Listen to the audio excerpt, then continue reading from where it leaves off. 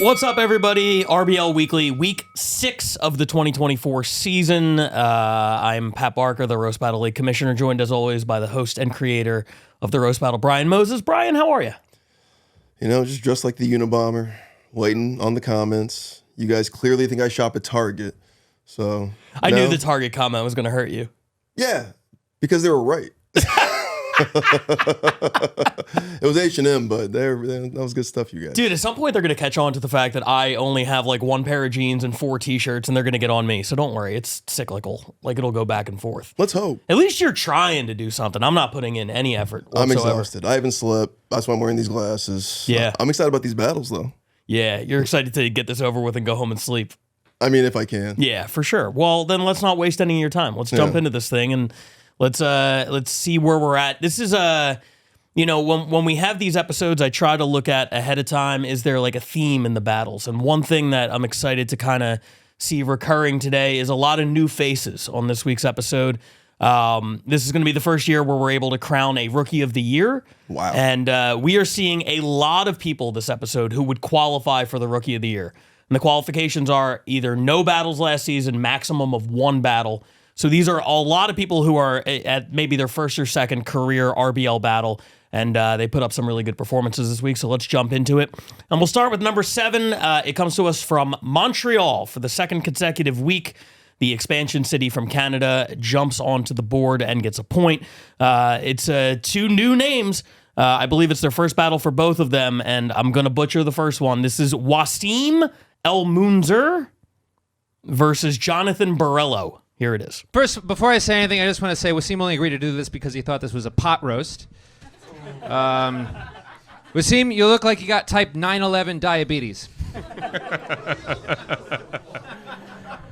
I am fat and Middle Eastern. That is good. That's true. That is a very good joke.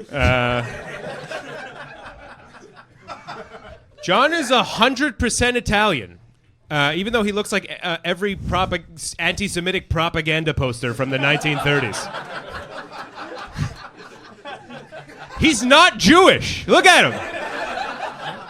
Every day I'm amazed. I've known him for 10 years. Not Jewish. Evangelical Christian. He used to speak in tongues, and his pastor used to tongue his cheeks. He was baptized. He got his confirmation twice. Once to confirm his relationship with God, and the other to confirm that he was not Jewish. Wow. There's a lot more of that coming. Long form roast tonight. All right, I understand. Wasim in the gay community, he'd be known as a bear, and in the regular actual bear, the animal community, is known as the guy who covers himself in honey, crawls into their cave, and forces them to lick honey off him.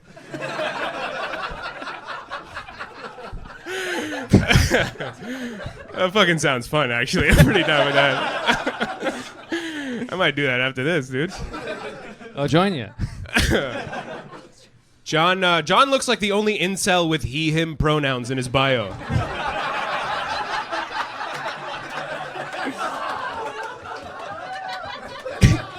John, you look like you would rape, but you're too physically weak to subdue a woman. You're like a tampon, cheap, skinny, white, and you only enter women when they're bleeding.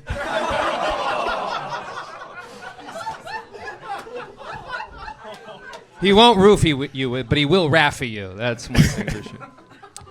Now, I just want to say this next joke is not trying to make light of a serious thing. We all never forget.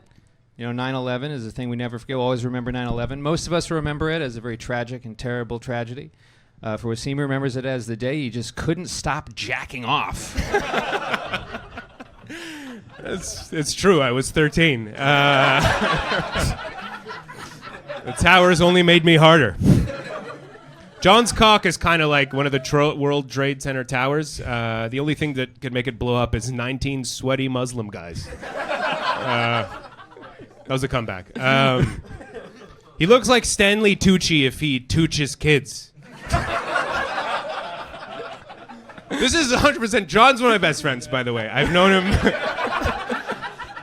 him for 10 years, so I can tell you for a fact he fucks kids. 12 I'm just kidding. Taught me everything I know. Nice. You look like a hipster pedophile. Like you fuck kids ironically. You know, like he's into child porn, but like only like it's like only vintage. You know, like he's pretentious about it.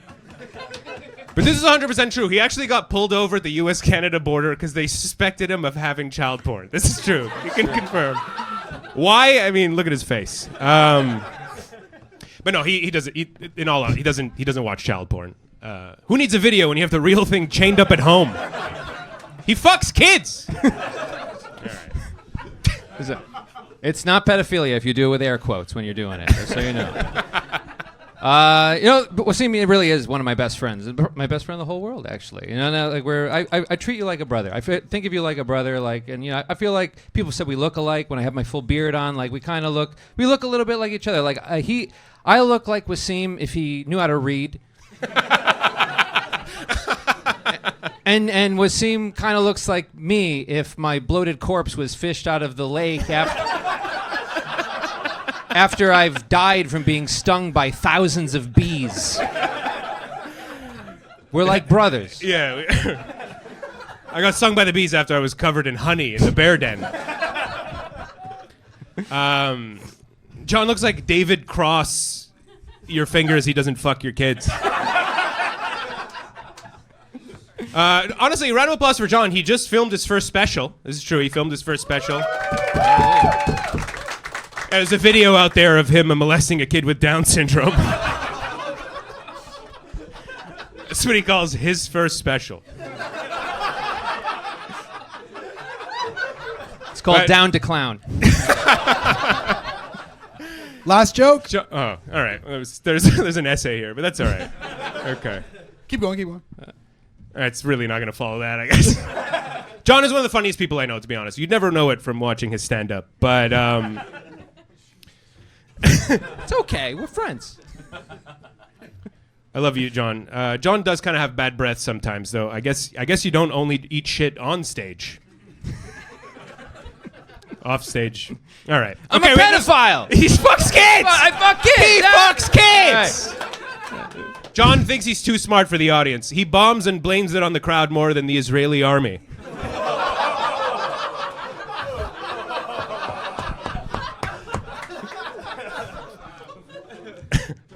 Is this the last one? Last joke. That was my last. Was that All my right. last one? Oh shit. All right. So we both got one more. Okay. All right. So Wasim, we started comedy 12 years ago, the same night in South Korea. As we bonded over the little things. That's where we met. The little things like TV shows, food, and how much smaller his penis was for the normal man's. You're always very hard on yourself. I watch you grow as a comic from from the beginning, and you're a great comic, man. And no one's like harder on you than you, and your success is assured. It's in the bank. The only thing standing in your way is you. And the people who say that how come he hasn't reached superstardom yet? Have you seen the thing in his way? It's huge. It's fucking massive. And I realized it was a long walk for kind of a mediocre joke, but I just want to take you on more walks, buddy. I'm worried about your health. That was good. I am fat. But he fucks kids! Which one's worse? I'm only hurting myself. He's hurting your children. Okay. This is true. John had sex with a clown.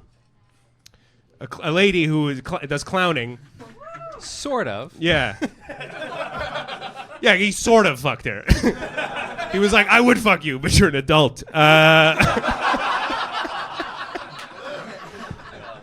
John's cock is so mangled and covered in clown makeup, it looks like a crawl space in John Wayne Gacy's house. That was a big closer. So that was Montreal coming in at the number 7 spot. Of course, I feel like I put this disclaimer every episode. We do not watch Battle 765 here in the studio. We are going to jump into the analysis after the number 4 battle of the week. But without having seen the battle, Montreal was one of your sleeper picks to start the season. Obviously, they had a rough first few weeks. This is 2 weeks in a row that they got some points on the board.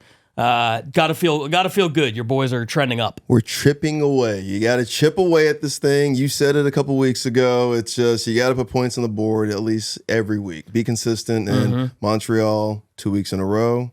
Let's go. Yeah, there it is. Montreal taking that number 7 spot. And now let's get into a debuting market. It took 6 weeks, but we finally have the 2024 debut of Australia, breaking one of the longest scoreless streaks. Well, I guess the longest in RBL history. Wow. For people who paid attention last year, they might remember Australia right in the thick of things until exactly the halfway point. Week 17 was the last week they put points up. Went scoreless the entire second half of the season, 17 weeks. First 5 weeks of this year did not put any points on the board, 22 weeks in a row. The drought has ended. The streak is over. Our friends from Sydney have landed on the leaderboard. It's the number 6 battle this week, and it's Ian Moo, great name, versus Ramsey Smith. Here it is. Let's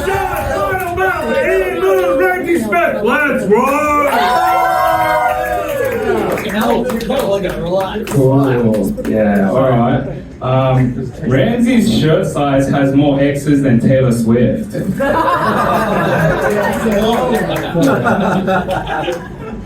true. That's the first one, Matt. Before we start, if anyone else got any empties, give them to Ian. He's going to return and earn them tomorrow. with the rest of your load there. No,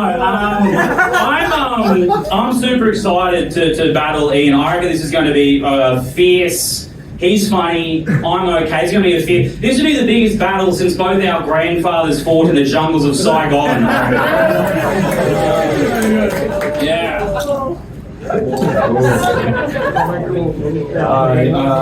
Ramsey wanted to play for the NRL, which is scary because of all the injuries.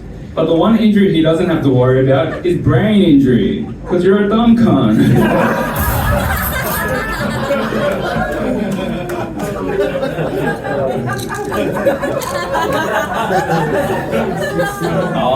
I like that. Ian is actually a virgin, which is fine. You know what I mean? It's fine. It's when he's a virgin and he still says sorry every time he comes, just to himself. He's very polite like that. But no, Ian's got the energy of a panda. He'll never breed.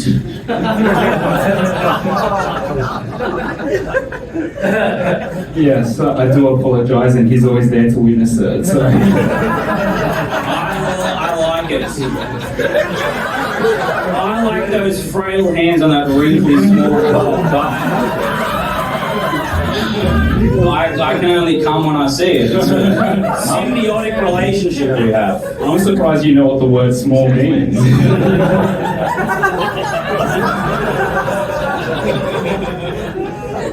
Ramsey's a children's entertainer, so he likes to dress up. But he doesn't dress up as the Hulk, because it reminds him of his arch nemesis, vegetables.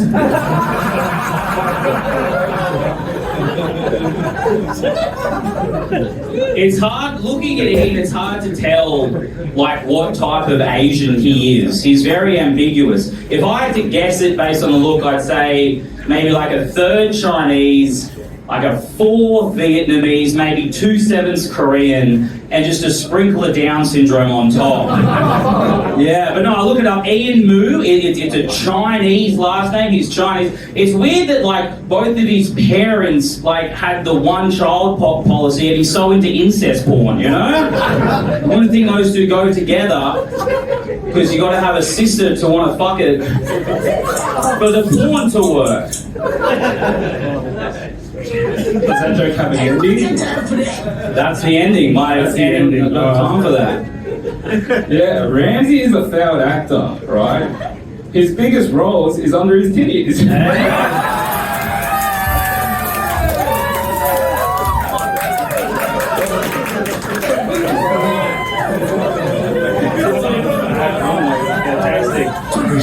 Everyone, I want you to look at Ian. I want you to look at him. Ian looks like all of his skin is foreskin.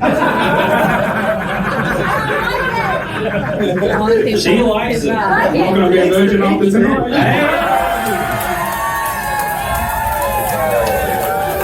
Fuck him now. Do it. Last line. Alright. Ramsey is overweight. But you didn't need to tell them that. They know. They got the context of the other. Yeah. Yeah, over waiting for his Uber Eats. Oh, very nice.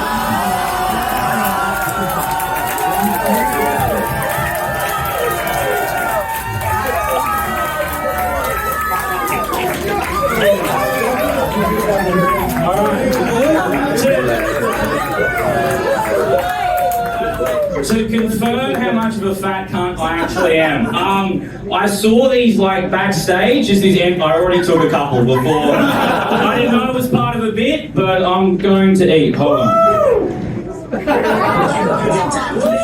What's up? 5-star rating or Nice.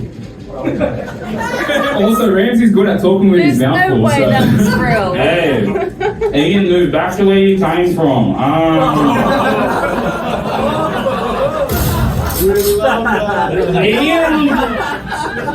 Ian looks sickly. He looks sickly. He's not BTS, he's got IBS. I thought this guy was a famous actor. I heard that Ian was in Parasite. Apparently he's just got a parasite in him.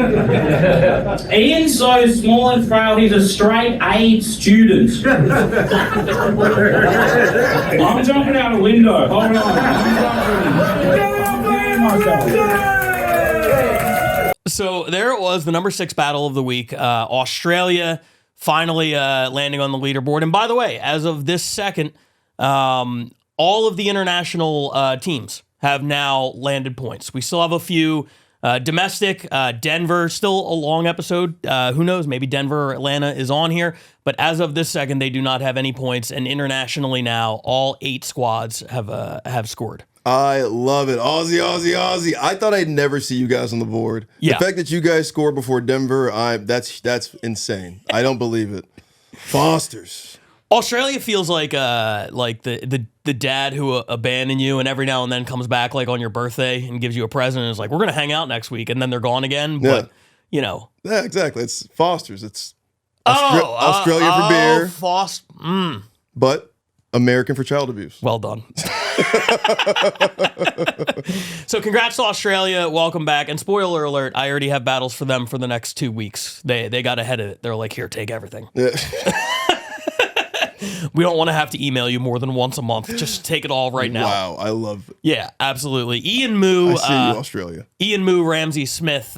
2 more rookies landing on the leaderboard this week. And now we go to the number 5 battle. And this happened right here in LA about a week ago. This is someone who was an RBL veteran last season, Miranda Meadows, who had 4 battles against somebody who only did 1 battle last year, so still technically a rookie, Channing Apodaca. We've seen him off and on a couple times throughout the years, but, you know, a little bit newer to the RBL. They had a really fun battle a couple weeks ago, so let's check it out. Number 5, Miranda Meadows, Channing Apodaca. Here it is. Hell yeah. Channing's a tiny Mexican. He's probably the only elf that's built his own shelf.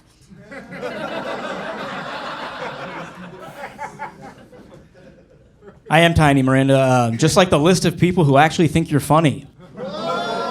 Whoa. I have the job and you don't. She told you. This disgusting waste of double D's is Miranda Meadows. 36 feet. Isn't it funny how just looking at Miranda, you can tell she's got a full bush? Miranda, you look like you donate pubic hair to women with cervical cancer.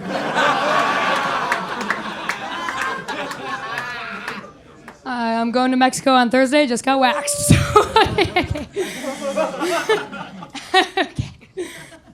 Okay. Channing's a big fan of Formula One because he drinks baby milk in a race car bed. He loves car racing because he looks up to anybody who can reach the pedals.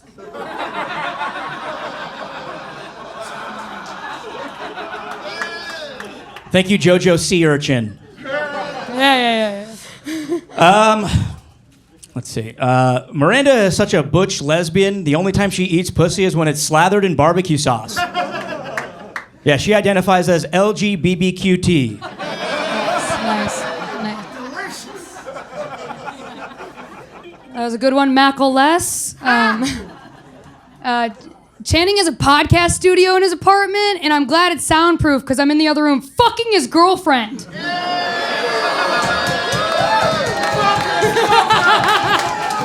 Fuck his girlfriend! Fuck his girlfriend! Yeah, please, she's disgusting.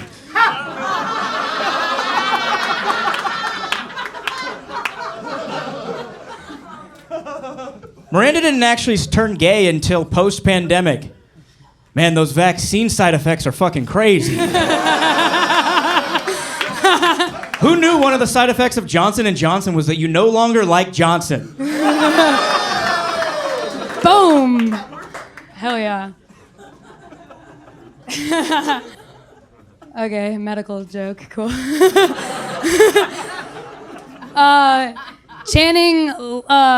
Channing plays video games and he likes to bowl.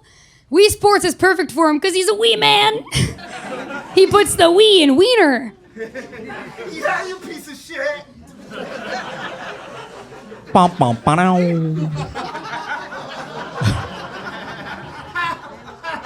Miranda's girlfriend is Indian, from India. Oh, yeah.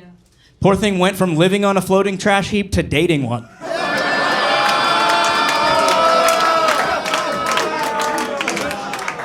Your poor girlfriend. Your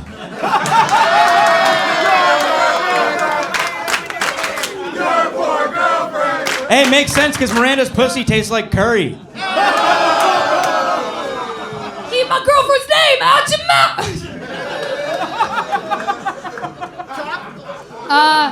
Channing's little cousin is trans. She'll probably be a man before he is.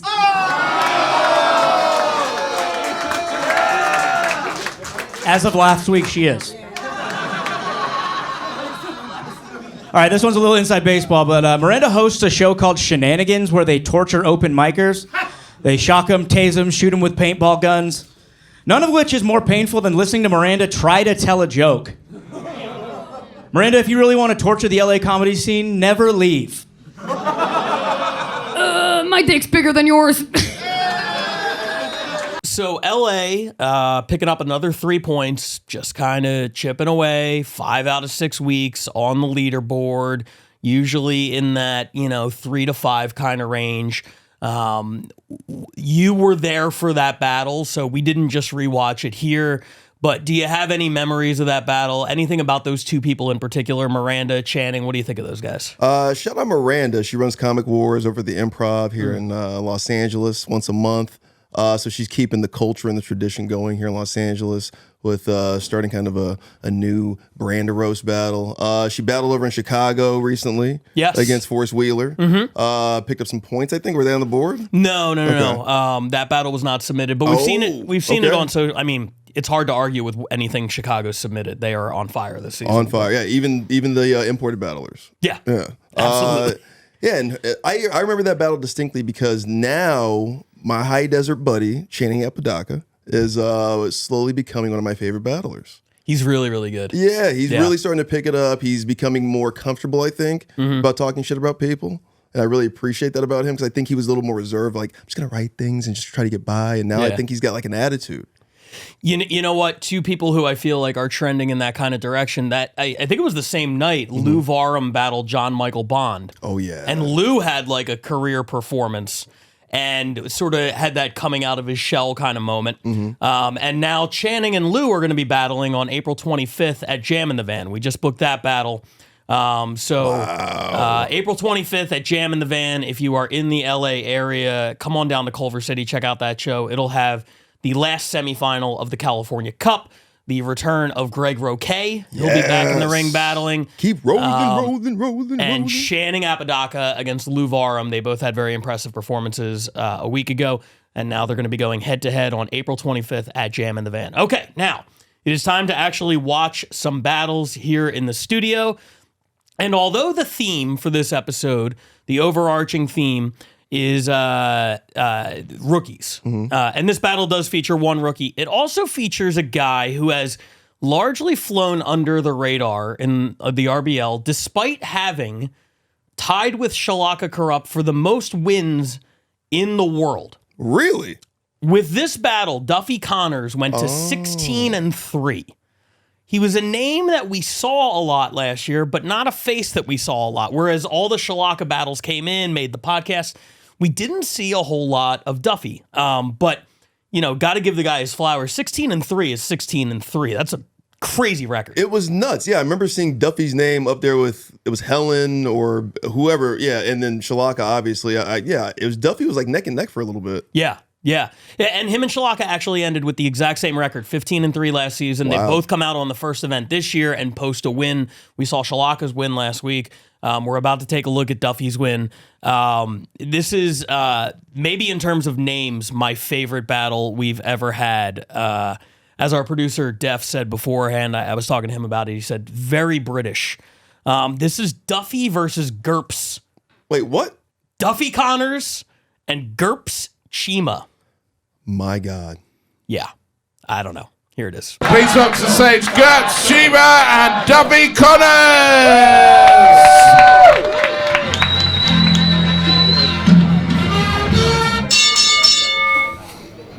All right, Duffy's Irish, so he knows a thing or two about bombing in pubs. And not the cool kind his uncles did. The very uncool kind that all comedians do. I remember watching his set thinking, fuck, I wish they hadn't signed their Good Friday Agreement. This pub could use with some IRA explosions. This is Gerps Chima. Gerps is obsessed with me. He calls me every day. No, Gerps, I'm not experiencing problems with my computer.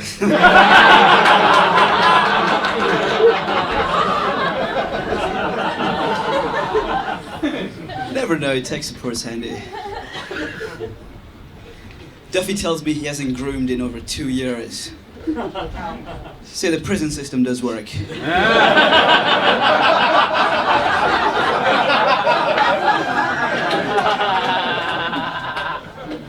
They wouldn't let me back in prison. Hell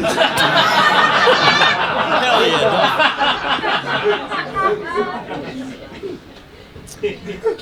India is the most populated place in the world. The least populated place is Gerps' bedroom.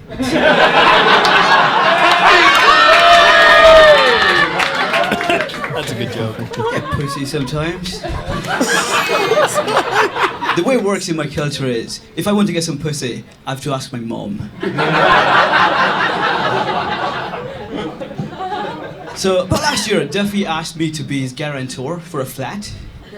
And I said no because I feel like actually being homeless would just like complement the look.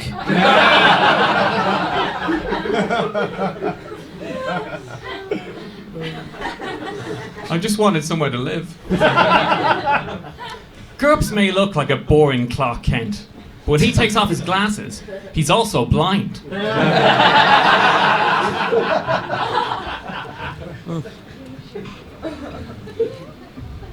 Duffy had sex with that traveller lady. Sarah, you were looking for some traveller jokes? She was a normal lady, but she had to become a traveller to get the fuck away from him. Being a gypsy's better. Gerps loves video games. The last woman he saw naked was a GTA stripper who told him she just wanted to be friends.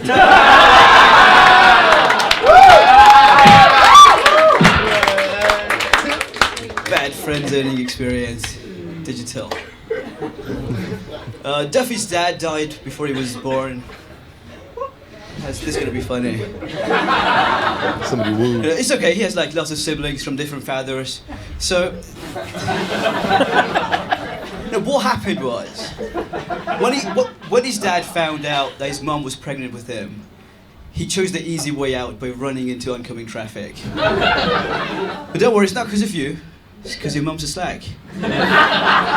Also, abortion wasn't really an option in Ireland till a few years ago. No history fans in it? Oh, fuck you. Yes, my mother enjoys a healthy sex life. Let's go. Yes, my father enjoys being dead.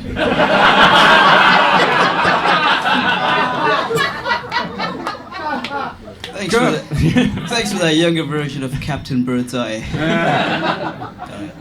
Gerps has never been in a relationship longer than it takes a woman to chew through a rope.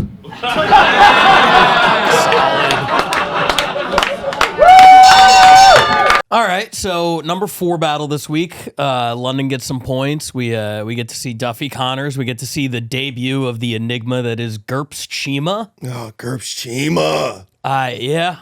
Duff and Gerps. I mean, I know I already made a beer reference, but that sounds like a beer. Duff and Gerps? Yeah. Duff and Gerps.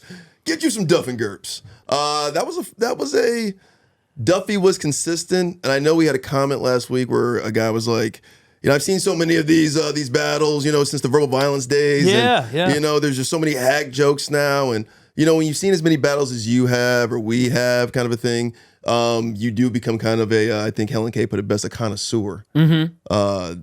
But we look for consistency, right? Like I've seen all the basketball moves. I still watch basketball, right? I've seen all the baseball home runs. I still watch baseball. Yeah. So when I see a great joke, even told differently, I guess when it comes to this sport in particular, I'm okay with it. I can hear what guys are saying. I can even hear what some of our veterans are saying. I'm like, it could have been a little deeper here, a little deeper there. But like these guys are just trying to win at this point, especially in the league of it all. So just being consistent against, another opponent, not being a Tyson so much, almost being a Floyd Mayweather in a sense of just like defense and just kind of knocking them out. I mean, even the riff with my mother enjoys a healthy sex life. That was great. My father enjoys being dead. It's just like, that's the good stuff on the ropes here. You're just like, you're hitting back. That's or that you're just Ali taking ducking it. 15 punches in 8 seconds clip or whatever. Let's talk about that, though, because one thing I really enjoy, and it's so funny because they're all on the same channel, but you go to one of our full roast battles that we post, and the comments are just like all over the place, right? Totally. I think the RBL Weekly fans are like some of the most normal and smartest fans of anything on the internet. Because I've seen the internet, and it's, everybody on there is a psychopath. Yeah. And we have some of the most normal people. And the thing you're talking about, because I like to get in there and interact a little bit, and somebody left a comment last week that basically said, like, oh, the crowd's cheering, like, the crowd's going nuts for a bunch of, like, mid-jokes. Right. And I was like, well, name names. Who are you talking about? And he actually went back, and he's like, I tried to take notes, and, like that's a thoughtful, like, viewer. Where he's like, I want to have this interaction, right? And then he was like, the best way I can put it is I've been watching so long, and there are things that are getting laughs that I just, to me, I've heard that joke 100 times. Gerps' first 2 jokes, one of them was a bombs thing. He's from this bomb. The bomb thing it used to be kills. The double entendre, the double meaning. Right. Bombs has taken over kills, number 1. Grooms is heading up that list very, very quickly. Grooms is, people like the grooms entendre. The grooms double meaning, anybody who's like dirty and looks like they could be a pedophile, it's like, oh, I got one. So yeah, you see a lot of those kind of jokes.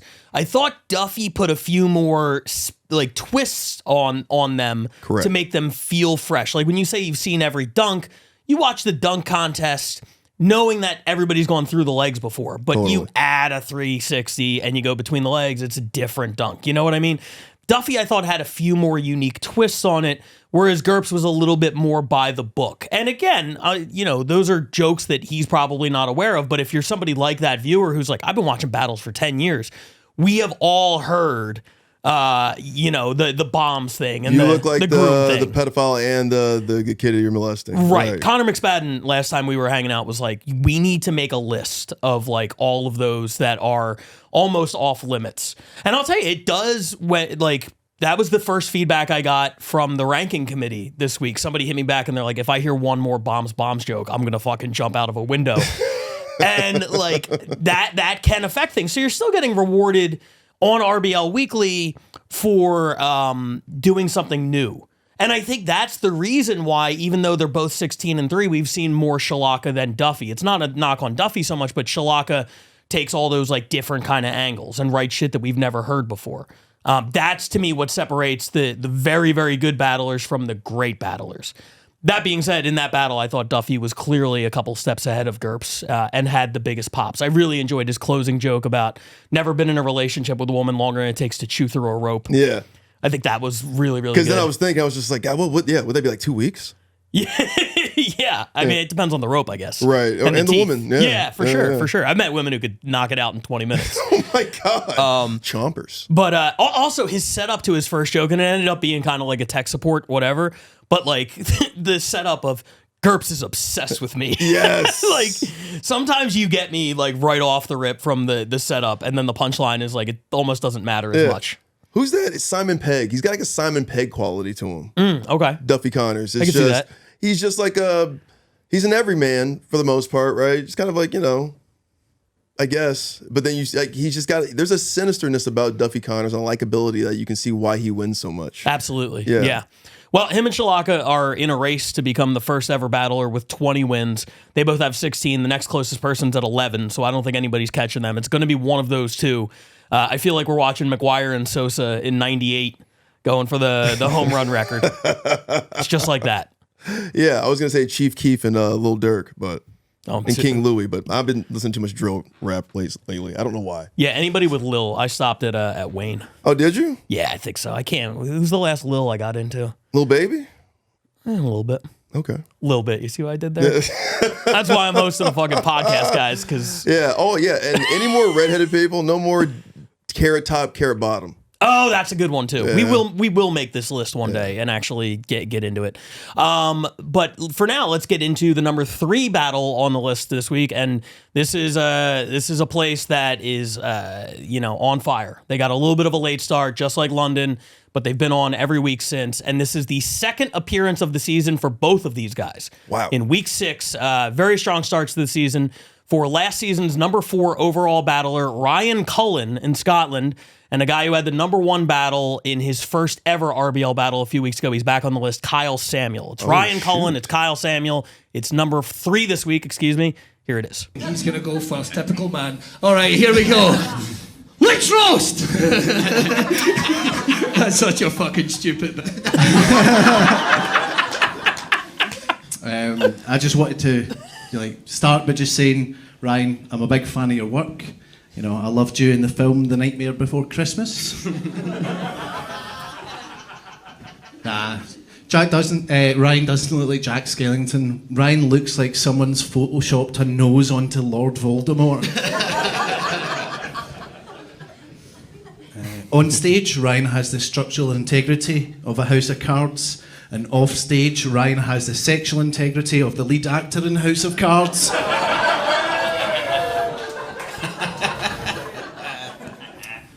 Ryan's Irish. He grew up playing lots of Irish board games, like Irish Monopoly, Irish Buckaroo, and Backfamine.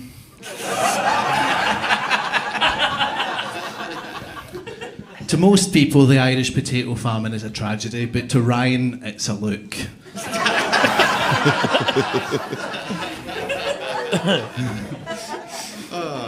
Kyle looks like a Top Man sponsored miscarriage. Kyle looks like his brains have stored more Me Too alibis than memories. Women don't ask for Angela at the bar when they're on a date with Kyle because he's already got her too. I don't really know how to explain this, right? But Kyle looks like he's been frozen and only 16% into his transformation into a shrew.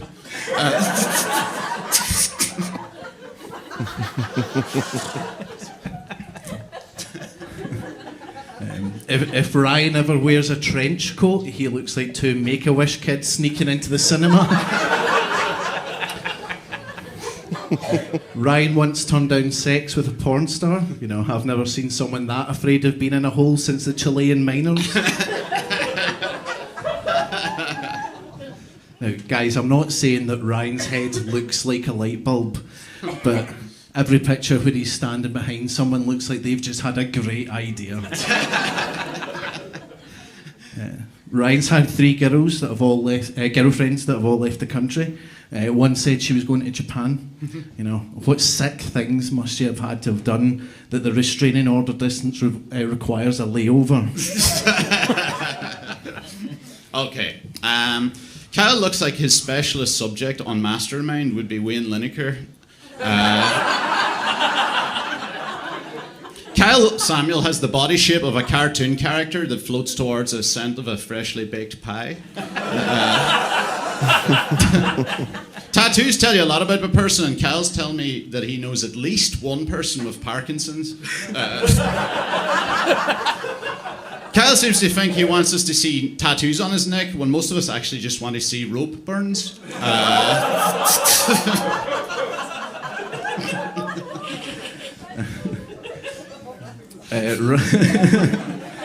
Ryan's skin is so pale that he has to put on factor 50 to open the fridge door. Which, looking at the cunt, isn't very often. Ryan looks like the singer Pitbull had a terminal illness. Yeah, fucking calm it, Mr. 305. Days to live. Yeah. Ryan's ears are so big that he can hear silent films.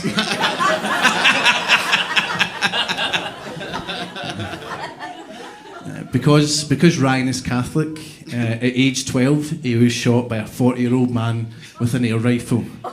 You know, that's heartbreaking, isn't it? You know, that it wasn't a real rifle. Okay. Kyle is pro euthanasia. He fucks them every time he goes to Bangkok.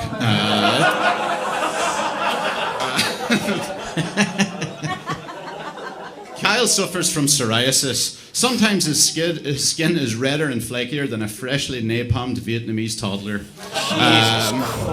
Oh, fuck off. His bed is made of more dead skin cells than Dahmer's bedside lamp. This is just...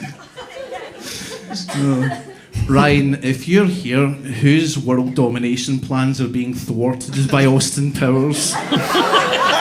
Israelis.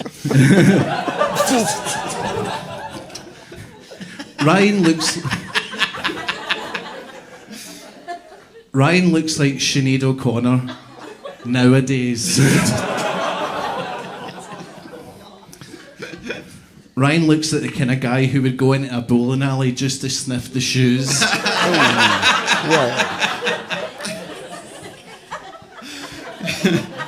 Kyle looks like both a right-wing football hooligan and an annoying left-wing barista. Basically, he looks like he defends statues from himself.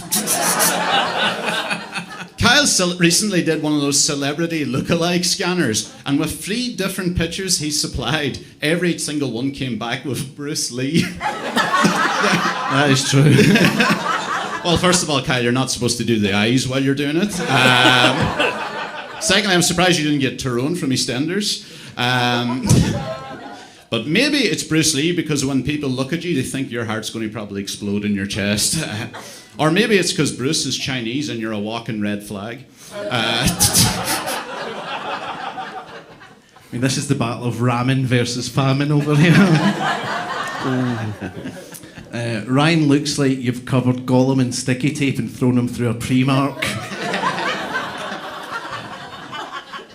Ryan is a lot like Primark clothing himself, you know, considering he's not very strong and he's felt the hands of a young Asian child on him.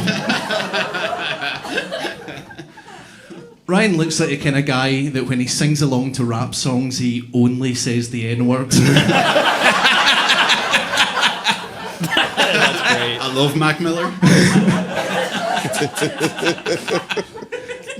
Ryan's mum's vagina. Ryan's mum's vagina has such a... Settle in. Probably not going to like the rest of the sentence, to be honest. Ryan's mum's vagina has such a fishy smell that his Catholic dad only eats her out on Fridays. And I'll this will be my final one, so... do you know those, like, loyalty cards that you get, like, Costa Coffee? You buy, like, 10 coffees, you're going to get your next one for free, right?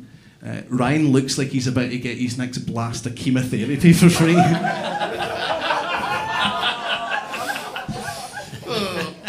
Kyle looks like he vapes his own cum.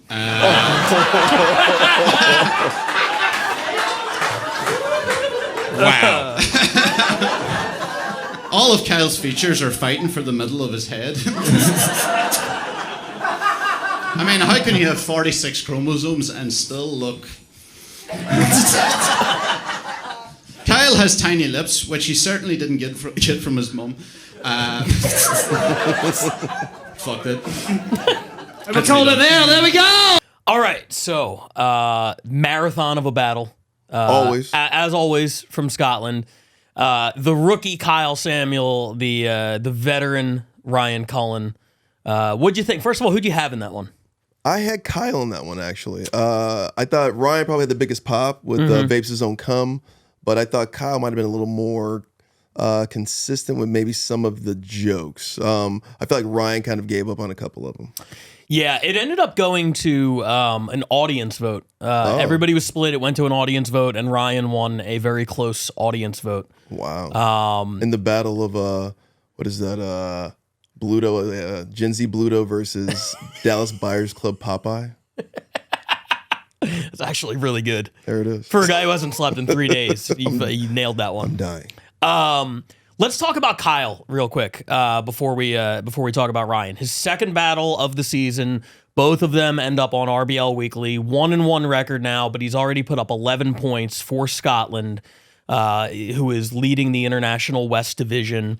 Kind of in fitting with the theme of rookies. I've been really impressed by him early in the year. Kind of came out of nowhere. Scotland had a really eclectic cast of characters that we've seen over the last year plus. This guy came out of nowhere, and he's good. He can write jokes. He can write jokes. I like his delivery. He's very soft-spoken and mild-mannered for a guy who looks like, he beats up black people. If they have any in Scotland. But they don't. He's also got the best Scottish accent because I can understand him. That's a key. That's a key. And as intelligent as all the commenters are that I talked about earlier, there's always one or two. There was one last week that's like, as soon as I hear an English accent, I skip the battle. There's no way that was as good as like the American one. You're wrong. You're wrong. But I will say that some of the really thick Scottish accents do make it like a little bit difficult. Or one of the guys we had in Manchester last week who had, I believe it's a Scouser accent. Oh. Yeah, we didn't watch that one. Okay. That was outside of the top four. But I do understand how the accents can be difficult. But Kyle, you can understand every word and the really well-written jokes. I'm excited to see more of him as the season goes along. I wanted to take a second here and pull up this graphic to discuss really quickly one of the stats of Roast Battle that I allude to, but we've never really put on the screen like this. Shout out to my guy Colin Mina, who makes all these graphics. He's killing it. This is last season we had 34 weeks. This year we're on week number 6, so 40 weeks total of RBL in our history, almost 1,300 battlers, and only 7 have been featured on the podcast 5 times or more. You see from the bottom up, we have 3 Chicago people, Gabe Alviso, Katie Kincaid, Max Sorich, the world champion Ryan Nesson, and then you get to those top 3. You got Helen Kay, who I feel really bad last week. Leading into her battle, I was like, she's an unsung hero of London, and we're going to talk about her after this battle. And then we watch it, and we just talk Shalaka the whole time. Oh, sorry about that, Helen. She remains unsung, but this is what I'm talking about. 6 RBL battles out of 40 weeks, putting up a lot of points for London. Arguably, I think a lot of people would say that she beat Shalaka last week. At the very least, she was neck and neck with her the entire time. She's someone who has not gotten sort of the shine that she deserves on this podcast, and that will change. So shout out to her for number 3. But then you look at that number 2. We saw them in Denver for the World Championship, and this is the reason why. 40 weeks of this show, and Shalaka and Ryan Cullen have the most RBL ranked battles. It's about consistency. Every time they step in the ring, they are entertaining.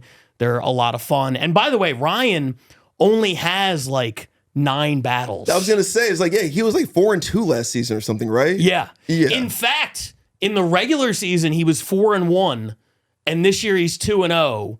Nice. So not counting that championship where he lost both in Denver, if you remove that from the record, 6-1, and all 7 of the battles have ended up making RBL Weekly. That's the definition of consistency and value for your scene. And quality. I mean, my goodness, you guys. I mean, like, that's a lot of top 4 battles. I mean, right out the gate here, this is week 5 or 6? Yeah. So, I mean, yeah, congratulations. But yeah, Ryan Cullen, something to be reckoned with. Very, very, very impressive. Let's jump into the top 2 here. Wait, can I just address the Scotland host who said that less roast is stupid? I don't think he... yeah, let's talk about it, because I don't think that's what he was saying, but go ahead. He's right. We can continue. He did sort of like a Kung Fu Panda thing. It was I think pretty sweet. I think he was making fun of himself for doing that, but he should do that. That's hilarious. That should be his thing. Absolutely. Yeah. Or saying, I mean, the whole thing is stupid. I remember like Zach Amico was just like, he's like, what's the stupidest show we know? Roast battle. Let's make it stupider. Let's get naked. So they have the naked roast battle every year at Skankfest because they're 2 stupid concepts. Yes. Naked comedy and roast battle. And somehow together they make the most entertaining thing I've ever seen. Yeah. Yeah. Yeah. I've never seen the full naked show. I saw Keith and Connor naked at season 3. It can't hold a candle to what Zach Amico and those guys are doing. I've heard stories about the Amico thing. It is disturbing. Amico's he's the greatest. Yeah. We'll leave it at that. Yeah.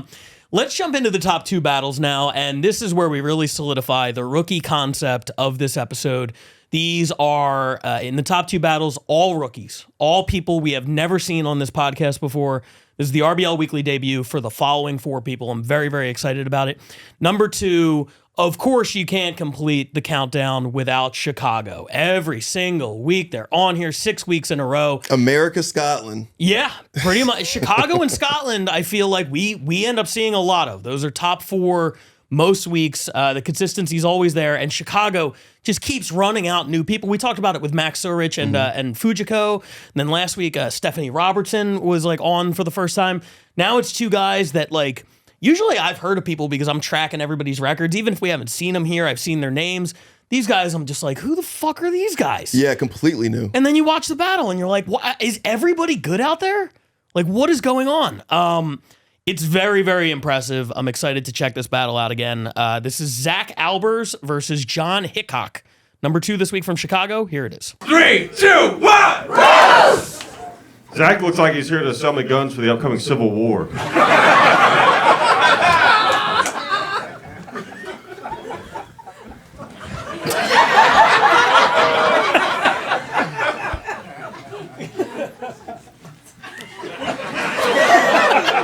I am actually not a part of the roast at all. I want that to be clear. I've been here to be John's handler.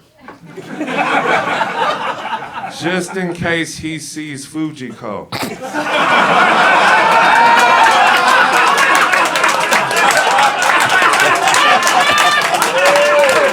His wires get all crossed, and then he just goes into a blind rage. I'm still not over Vietnam, all right? No, Zach doesn't sell guns, but he did actually used to sell dogs to Michael Vick. It's big money back then. Oh, yeah. Speaking of Vietnam, John fought in Vietnam, and he killed a bunch of people. And this was like 2 weekends ago.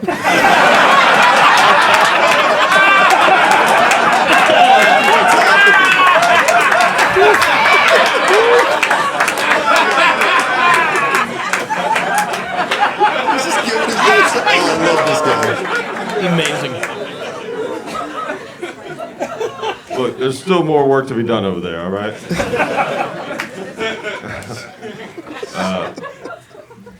Every time I see Zach, he looks like he just got done telling children their parents died.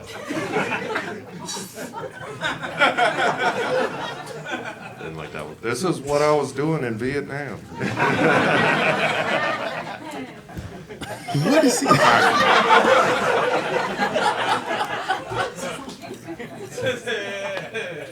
Look, John has never done anything like athletic before, but somehow he still looks like a retired wrestler. We call him Stone Cold Steve Auschwitz.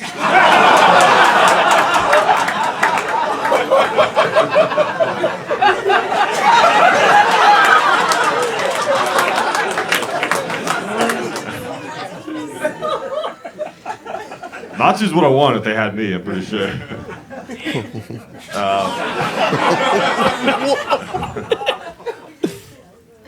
Pretty sure Zach was conceived by a half-smoked cigarette in a Busch Light can.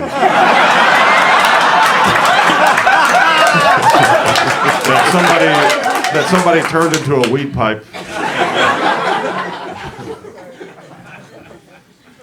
No, my mom don't smoke no more.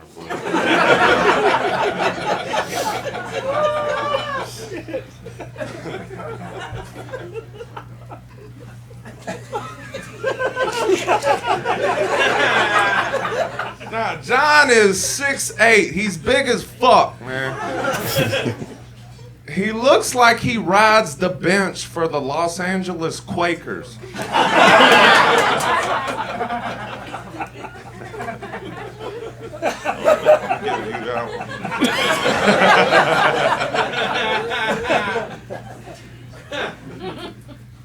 Zach, he talks kind of slow, you know, and it's not because he's from the South. It's because all of his brain processing power is being used to form sentences without the N-word. I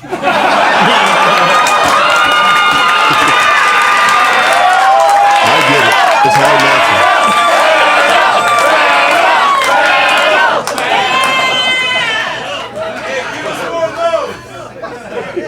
Shit, y'all already saw y'all's headliner up here earlier, right? Brandon? And Brandon has to sit on John's shoulders just in case he can't see the cross burning. Shout out to Brandon Kiefer. Which one of y'all want that one? You want that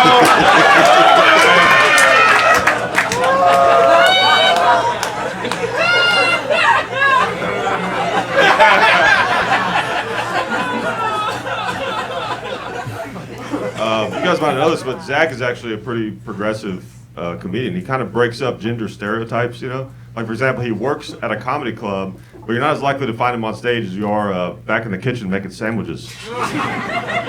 We don't have sandwiches at Laugh Factory. It's all chicken tenders. That's a pretty man thing. Nah, if you right. ever performed there, you would know that.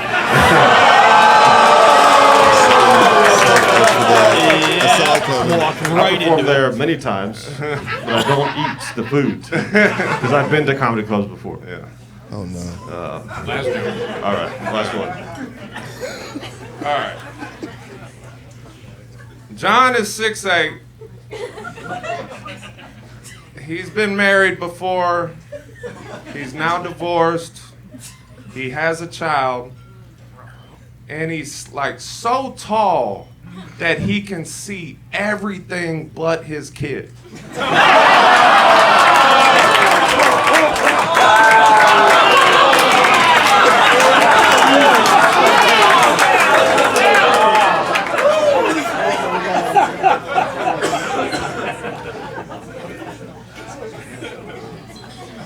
Thank God I don't like my kid, you know. Otherwise, that would sting, you know.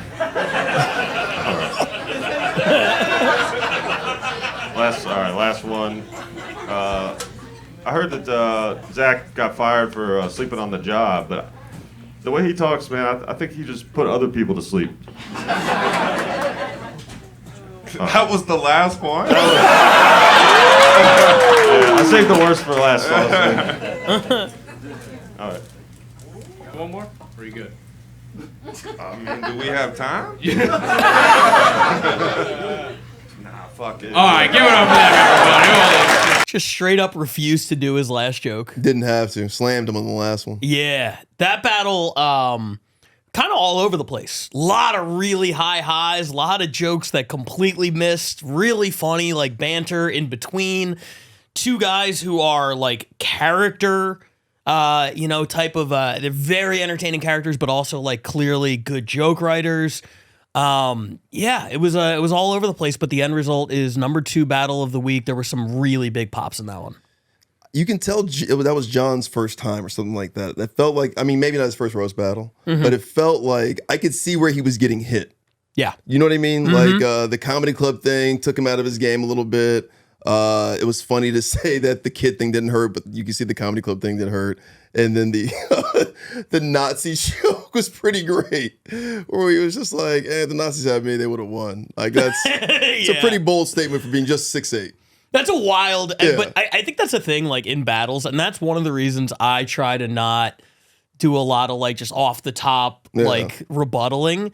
Because people will say, like, wild shit in battles. Yeah, I mean, looking like Ozempic Kevin Nash, really, you're the guy that's going to crush it for the Nazis. There was one in the Austin battle this week, which didn't make the list, but it was a lot of fun. It was Captain Wright versus Caroline. I forget her last name. Mm-hmm. And Caroline is she's pregnant, but she's also just like a bigger, like, white girl. And they had kind of like a running theme about, like, oh yeah, black guys, you know, she only fucks black guys. And at one point she just, like, because everybody feels the need to rebuttal everything with the first thought that pops into their head. And she was just like, actually, my husband is white and he's rich. And everybody's like, that sounded like racist as fuck. Yeah, like, it really did. And she was immediately like, I'm so sorry, I didn't mean it like that. Like, anytime you're just like the first thought that pops into your head about Nazis, like, that's a tightrope to walk. Or just, I mean, saying, like, that's like saying, man, the coach would have put me in, we would have won the high school championship. Yeah, he's the Al Bundy at Polk High of he's not the even Third like, Reich. You're not the mountain on Game of Thrones, John. You're 6'8", like 170 maybe. You're not going to crush it for the Nazis. I mean, in roast battle terms, that's Yao Ming right there. That's a big boy. True. He is Victor Wembanyama. Sorry, actually, John. Sorry, but no, John's a hell of a joke writer, clearly. And then Zach, dude, Zach, he is that guy. Yeah, he's got it. There is a recipe for, like, I've noticed the more we watch these battles in here, the more you and I kind of like react to the characters. Like, there was that one dude from Atlanta we had in, like, the season preview episode where he was just, like, super weird, and then there was another one in Montreal that was, like, super weird, and we're, like, falling because we've heard every joke, right? You know what I mean? So to get us, you got to kind of do all this extra dumb shit, but we see a lot of people who just do the dumb shit without the jokes, and that doesn't work. You gotta have both. And those guys definitely did. Chicago, just an unreal start to the season. I mean, the passing out the jokes, I mean, making the whole crowd yours. I mean, like, there's such an element of entertainment and just performance in that I mean, John was up against a buzzsaw. Yeah. You know what I mean? Like, Yeah. any other night, I think John beats anybody, but man, like, that's tough to go against. The last thing I have to say about Chicago and what they've been able to cultivate in their scene over there, they just go to Zany's a few months ago. They're there every other week.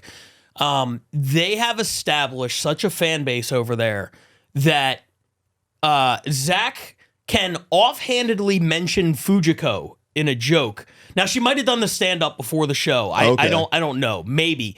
But, like, I think they are also creating this world where they have so much, like, repeat business, people coming back every 2 weeks to watch the show and, like, establishing these characters. Like, we've had in LA, a lot of times you'll see the same people in the crowd. Or at least in our, like, 2016, 2017, there were people coming every week who were like, oh, I know, I'm a fan of this person or that person.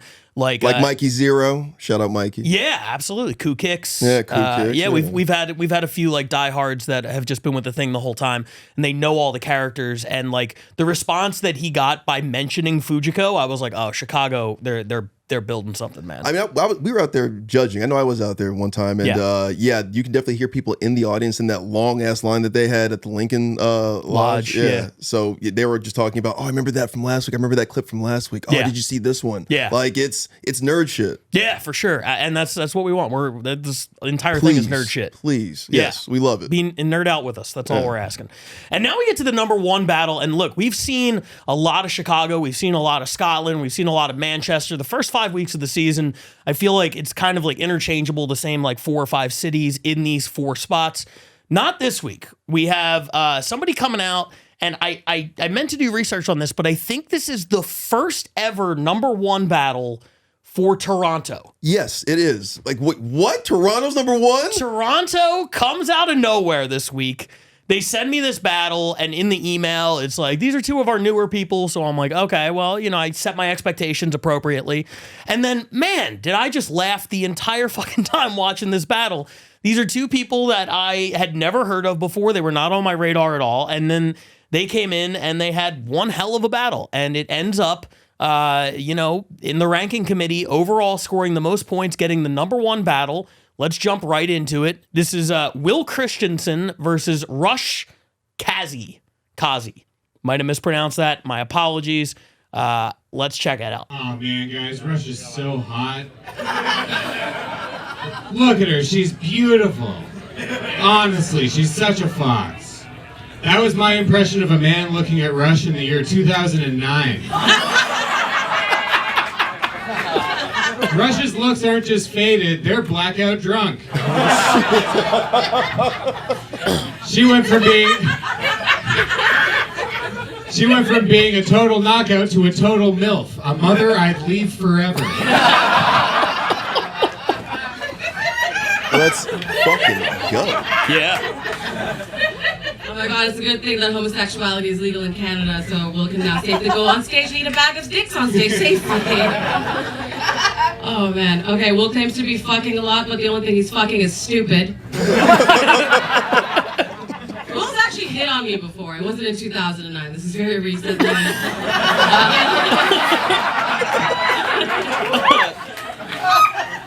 I had to say no because he's like a less handsome, less successful Jeffrey Dahmer, you know? You know the saying, you know, where there's a will, there's a string of unsolved mysteries.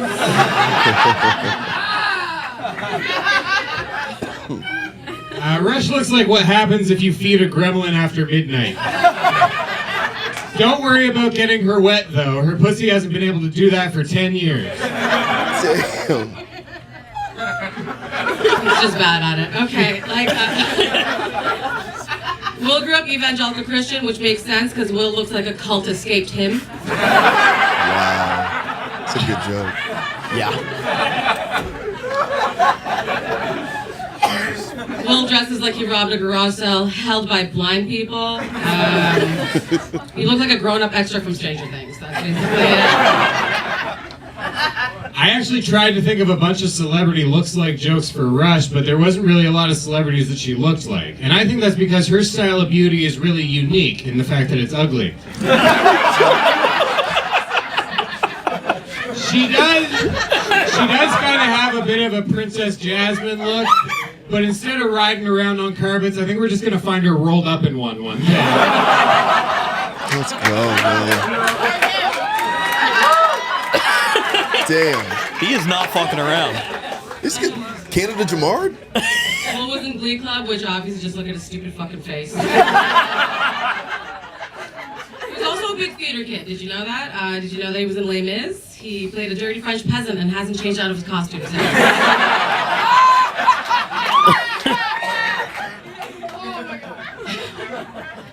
Rush over here is in an open marriage. Her and her husband are very sex positive. Sorry, her and her husband are very HIV positive. Rush has so many sex infections that every time she gets a pap smear, it gets sent to Wuhan for further testing. Oh my god. Jesus Christ,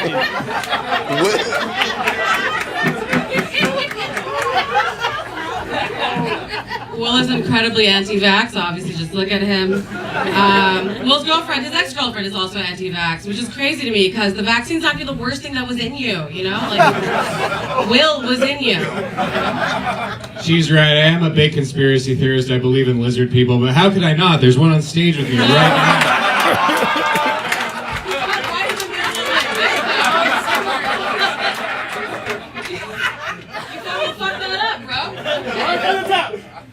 From the top?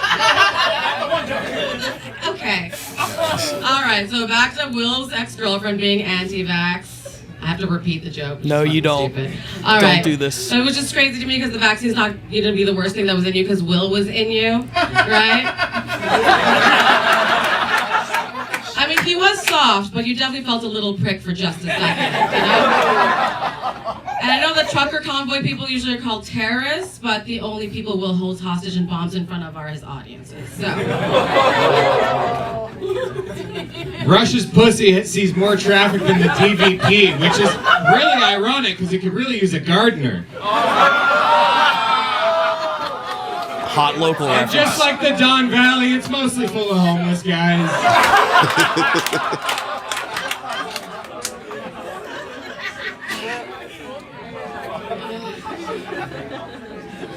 Will has never hit puberty. Which is great for him because now he looks like a Make-A-Wish kid that's about to get that final wish, you know? And that wish is to not look like a used Q-tip with glasses. Man, that was really funny. That was awesome. Really good. Thank God. I watch so many of these every week. There's like between 12 and 15. And you just sit down and it's a little bit of like a slog. By the time you get to like 7 or 8, you're just like, Jesus Christ, another fucking battle. And then you put on something like that and you're like, oh my God. Like it just came out of nowhere. Will, from the opening bell, just took control. I love a joke that structurally is unlike anything else you'll hear that night. And when he did the whole, man, Rush is so hot. Isn't she a fox? That's my impression of somebody seeing her in 2009. Bro. And then he tagged that with like a couple of haymakers. Everything he did to me was like super funny. Even using the phrase in the setup, she has so many sex infections. Oh, so funny. I don't know why that was so funny, but it was. I've never heard anybody call them sex infections. Yeah. She has a unique form of beauty. In that she's ugly. Oh my God, Will. Yeah, dude. He did all the things. He attacked women's looks. He attacked ageism. He called her, just many ways to use misogyny for good. Yeah. And she was right there pretty much every step of the way. Yeah. I mean, to immediately come back and be like, Will hit on me very recently. It was not in 2009. Yeah. I thought that was great. I thought the two things, and these are like, these are from like rookie battlers, right? The two things that separated them for me was they both had notes, but I felt like she was reading the jokes off of her phone. Yes. Whereas he just was like using his as like a guide, but he was delivering eyes to the audience, not looking at the words as he was like, he wasn't reading them, That battle gave me the Stand Roastmaster vibes. Yeah, very much so. It felt like just tight room. These guys are really good at writing jokes, obviously, so they had that confidence about it. Just like, we just wrote these today, and it's just like they're just fire. You know what I mean? Yeah. That was Roastmasters, and that gave me that feel of just like Karen Feehan versus Scott Chaplin, Zach Amico. The list goes on. And that's a very high compliment, by the way. That was an awesome If battle. you're not familiar with the Roastmasters era, that's a very high compliment that you can give a battle.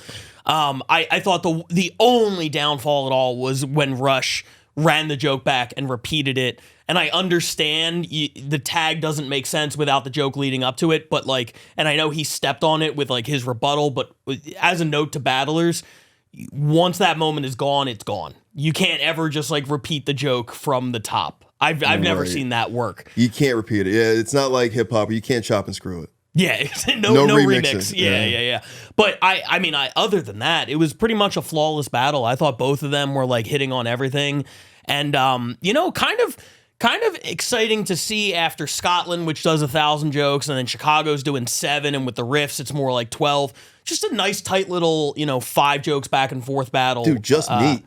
Yeah, just meat, but that was perfect. When executed well, it's really tough to beat. So congratulations to Toronto for slaying the giants that are Chicago and Scotland and London and grabbing. Welcome to it. They popped their cherry. Yeah, first #1 battle after 40 weeks. Really, really cool to see. And hopefully we're seeing 2 new stars in Toronto, in Rush, in Will, and we saw a lot of rookies this week. So the new class, it was a very, very good week for them. Let's jump into the standings before we get out of here.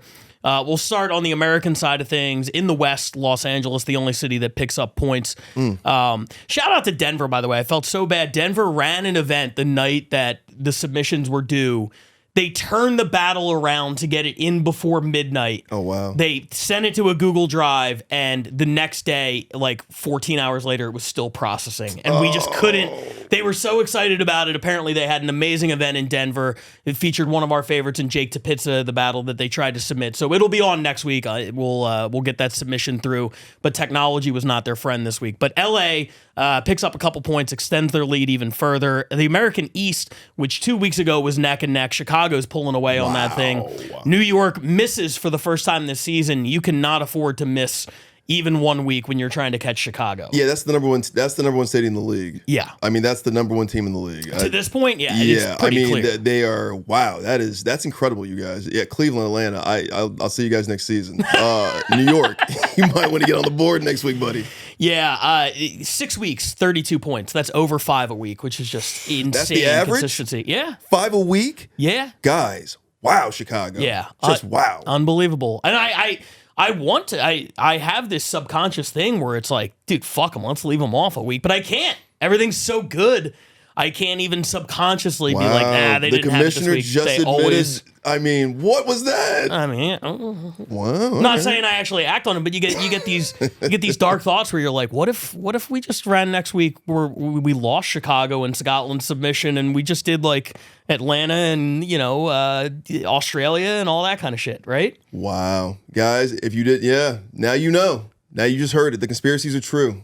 Everything's rigged. What I'm saying is I'm rooting for those cities. I love Toronto doing what they did this week. Yes. I love Toronto knocking out the big dogs. That shit is cool to me. And that's what you kind of want, but you can't. Chicago every week. They're undeniable. They're undeniably the best city in the league this year. Yeah, so far, absolutely. LA and Chicago on top of their respective divisions. Let's check out the international real quick. In the West, Scotland picks up more points. Toronto leapfrogs Barcelona. Wow. Barcelona got off to a really strong start. Now Toronto picking up 7 points this week. They move into the second spot in the West. And then over to the East, Manchester maintains their lead. London picks up 4 more points, moving a little bit closer. And then Australia getting on the board and leapfrogging Tokyo for that third spot. What are you laughing about? Nothing. Australia and Tokyo. I mean, they're in that Pacific theater, so I really like that rivalry, that natural rivalry that they have. Rivalry. But yeah, guys, I mean...